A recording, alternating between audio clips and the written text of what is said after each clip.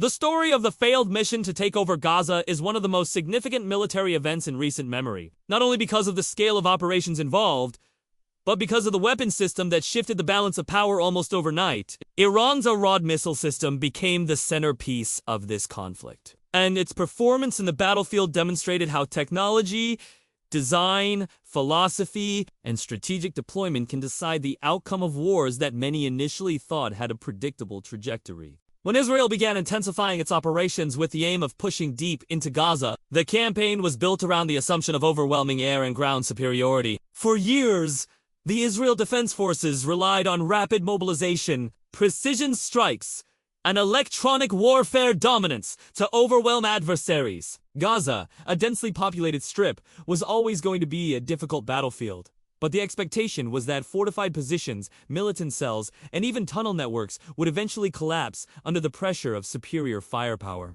What wasn't accounted for, however, was the arrival of a new defensive and offensive equalizer. One that could neutralize air power and deliver devastating counterattacks at ranges previously thought unattainable from within Gaza. The Arad missile system, which Iran had been quietly developing and upgrading over the past decade, was not initially considered a game changer. On paper, many analysts viewed it as just another medium-range tactical missile, but its deployment in Gaza and the way it was integrated into defensive strategies exposed just how underestimated its design and features really were. At the heart of the Arad system is its hybrid propulsion and modular warhead architecture. Unlike older generations of missiles that relied solely on brute force impact and large payloads, the Arad employs a combination of precision guidance systems and adaptable warheads. This means the missile can be tailored to strike fortified bunkers, armored convoys, or even low-flying aircraft, depending on the mission requirement.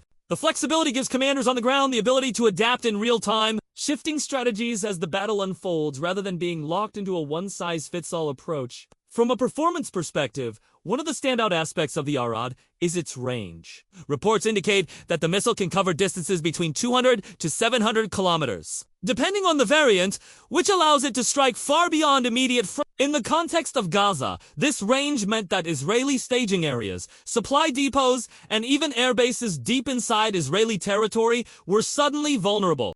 The psychological impact of knowing that reinforcement lines and air cover could be threatened without warning changed the decision-making calculus for Israel's commanders almost immediately. Another important feature is its guidance system. Iranian engineers equipped the ARA with a combination of inertial navigation and satellite guidance, reportedly supported by an anti-jamming layer to resist electronic warfare. Israel is known for its advanced electronic countermeasures, often rendering enemy missiles useless by scrambling their signals mid-flight. But during the Gaza operation, multiple ARAD launches showed a consistent ability to stay locked on targets even under heavy electronic interference. This demonstrated that the missile system was built with modern warfare realities in mind, where cyber and electronic warfare are just as important as physical armor. The propulsion system is equally impressive. Solid fuel boosters allow the Arad to be launched rapidly with minimal preparation. Unlike liquid fuel missiles, which require lengthy fueling processes that make them vulnerable to preemptive strikes, the Arad can be deployed quickly and in mobile configurations. In practice, this meant that launchers could be hidden in tunnels, warehouses, or even disguised civilian areas, moved into position, fired, and then relocated before counter-battery detection systems could respond. Israeli drone surveillance and counter-strike doctrines, which usually excel at pinpointing rocket sites, suddenly found themselves chasing ghosts. Design-wise, the Arad is built with survivability in mind. The missile's exterior incorporates radar-absorbing materials and a low observable profile, reducing the chance of early detection. Combined with its relatively high terminal speed, interception becomes significantly harder, even for advanced missile defense systems like Israel's Iron Dome, David Sling, or Arrow batteries. Several documented instances during the Gaza conflict showed Arad missiles punching through these defenses, either overwhelming them in salvos or slipping past due to evasive maneuvers programmed into their flight path. This is a critical point. Defense systems are designed with assumptions about the enemy's missile technology. Once those assumptions are invalidated, gaps in the shield suddenly appear. In terms of payload, the Arad doesn't rely purely on brute explosive force. Its modular warhead system can be outfitted with high explosive fragmentation for anti-personnel use, bunker-busting penetrators for hardened structures, or even cluster munitions for area denial. The use of penetrators against Israeli command posts and fortified bunkers in and around Gaza was particularly devastating, as it neutralized key nodes of communication and coordination. What this meant tactically was that Israeli ground units often found themselves without clear command direction after strikes, creating pockets of confusion that were exploited by defending fighters. For the average person following these events, it might be difficult to grasp how one missile system could derail an entire military campaign. But consider the broader picture.